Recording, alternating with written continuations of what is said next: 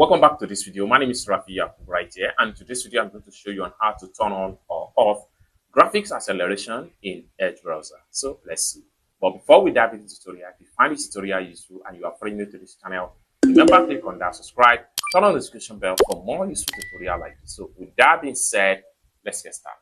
Very first thing you want to do from your Edge browser, what you need to do is to come to the top right here, click on these three dots right here, and this is going to drop down. Next thing you need to do is to simply navigate to settings, and it's going to open up like so. Next thing you need to do is to simply scroll down all the way down and make sure you look for system and performance. So click on that and it takes you right here. Now you have use graphics acceleration when available.